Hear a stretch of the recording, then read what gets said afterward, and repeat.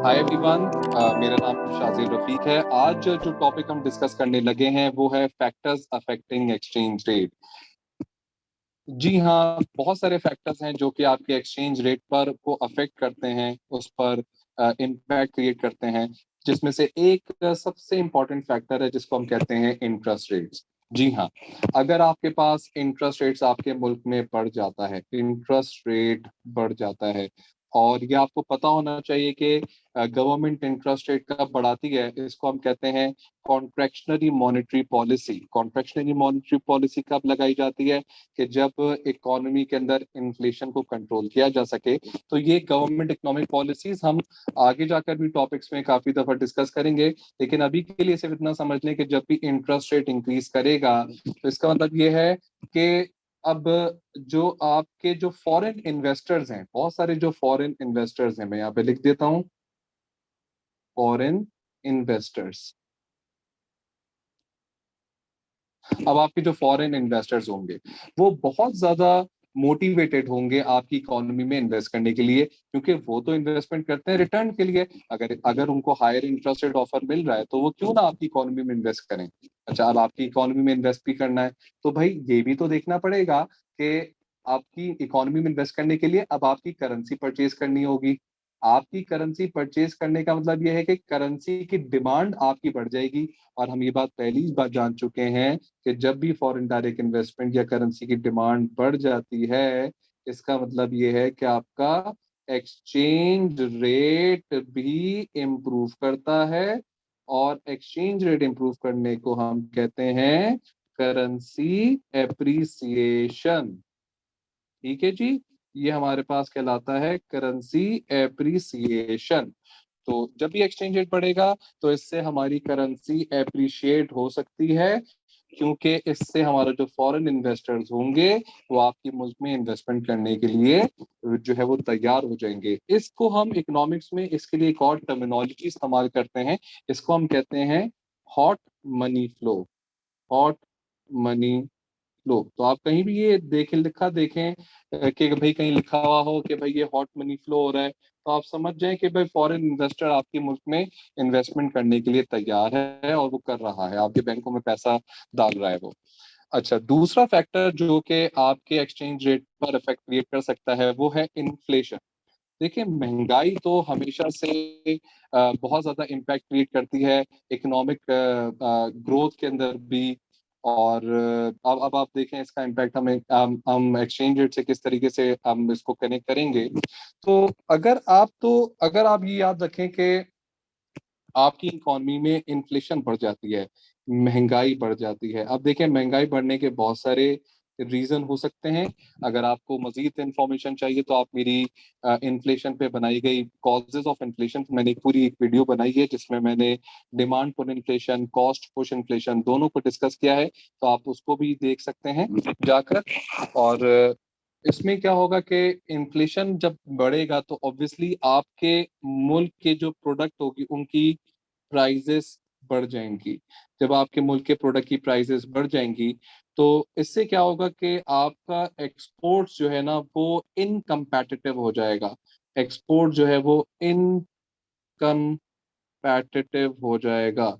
अच्छा जी, अब इनकम्पैटिटिव होने से क्या होगा कि आपसे लोग तो नहीं खरीदेंगे, क्योंकि जब उनको वही चीज कोई और मुल्क से सस्ते दाम मिल रही है तो फिर वो आपसे क्यों खरीदें। तो इससे क्या होगा, आपकी एक्सपोर्ट जो है वो इनकम्पैटिटिव होंगी, और इनकम्पैटिटिव होने की वजह से आपकी एक्सपोर्ट्स तो पहली फुर्सत में फॉल करेगा। आपका एक्सपोर्ट्स फॉल करेगा, जब आपका एक्सपोर्ट्स फॉल करेगा तो ऑटोमेटिकली आपकी डिमांड, करेंसी की डिमांड जो है, अब देखें यहाँ पर आ गया एक्सचेंज रेट, तो करेंसी की जो डिमांड होगी, करेंसी की जो डिमांड होगी, अब यहाँ पर वो भी गिरना शुरू हो जाएगी, क्योंकि अब आपसे जब वो प्रोडक्ट नहीं खरीदा तो वो आपकी करेंसी खरीद के करेगा क्या। तो जब करेंसी की डिमांड फॉल हो जाएगी, इसका मतलब ये है कि करेंसी आपकी मजीद कम हो जाएगी, उसकी वैल्यू कम हो जाएगी, यानी कि करेंसी डेप्रीशिएट हो सकती है। करेंसी डेप्रीशिएट हो सकती है। देखिए, करेंसी डेप्रीशिएट होना कोई बुरी बात नहीं है। करेंसी अगर डेप्रिशिएट होती है तो ये लॉन्गर रन में आपकी एक्सपोर्ट्स को मजीद कंपेटिटिव कर सकती है। अगर लेकिन उसके लिए जरूरी है कि जो चेंज इन डेप्रिसिएशन है that should be greater than your inflation. अगर आपका करेंसी का डेप्रिसिएशन आपके इन्फ्लेशन रेट को एक्सीड कर जाए, बढ़ जाए, तो याद रखें फिर ये मुल्क को और मुल्क जो है वो एक्सपोर्ट ओरिएंटेड हो, इंपोर्ट ओरिएंटेड नहीं हो, एक्सपोर्ट ओरिएंटेड हो, तो उस सूरत में तो हम ये कहेंगे कि भाई मुल्क को लॉन्ग रन में बड़ा फायदा होने वाला है। लेकिन अभी शॉर्ट रन में जो है वो आपकी, अगर आप एक इंपोर्ट ओरिएंटेड इकोनॉमी है और आपकी एक्सपोर्ट फॉल करना शुरू कर गई, तो फिर तो ये आपके मुल्क के लिए बहुत नुकसान हो सकता है। तो इसी का आप ऑपोजिट कर दें, अगर आप एक इंपोर्ट ओरिएंटेड इकोनॉमी है और इन्फ्लेशन आपकी बढ़ जाती है, तो लाजमी सी बात है ये करेंसी को मजीद वर्सन कर सकता है। अगला फैक्टर जो कि आपके एक्सचेंज रेट पर फर्क पैदा कर सकता है वो आपका ट्रेड। देखें, अब यहाँ पर डिपेंड करता है कि आप एक कौन सी इकोनॉमी है। आप एक इंपोर्ट ओरिएंटेड इकोनॉमी है, आप एक एक्सपोर्ट ओरिएंटेड इकोनॉमी है, तो ट्रेड याद रखें बहुत इंपॉर्टेंट रोल प्ले करेगा यहाँ पर। अगर तो आपकी इकोनॉमी इंपोर्ट ओरिएंटेड है, यानी कि आपका इंपोर्ट आपके एक्सपोर्ट से ज्यादा है, तो उस सूरत में इसका मतलब ये है कि आप इंपोर्ट कर रहे हैं, इसके अलावा आप ये है कि बाहर की करेंसी ज्यादा खरीद रहे हैं। जब आप बाहर की करेंसी ज्यादा खरीद रहे हैं, इसका मतलब ये है कि आपका मनी सप्लाई ज्यादा है। जब आपकी सप्लाई ऑफ द करेंसी ज्यादा होती है, तो हमें ये बात पता है कि एक्सचेंज रेट तो भाई पहली फुर्सत में फॉल करेगा। और एक्सचेंज रेट के फॉल करने का मतलब ये है कि करेंसी जो है वो डेप्रिशिएट हो रही है, करेंसी अपनी वैल्यू को इंटरनेशनल मार्केट में खोती जा रही है। अच्छा, बिल्कुल इसका ऑपोजिट ही कर लेते हैं कि अगर आपका एक्सपोर्ट ज्यादा है आपकी इंपोर्ट से, इसका मतलब ये है कि आपकी करेंसी की डिमांड ज्यादा है। डिमांड ज्यादा होने का मतलब ये है कि आपका एक्सचेंज रेट जो है वो मजीद बेहतर की तरफ जाएगा, बढ़ेगा, इम्प्रूव करेगा, और ये कराती है आपकी करेंसी एप्रिसिएशन। तो ट्रेड भी एक बहुत इंपॉर्टेंट रोल प्ले कर सकता है आपकी करेंसी की एक्सचेंज रेट के अंदर।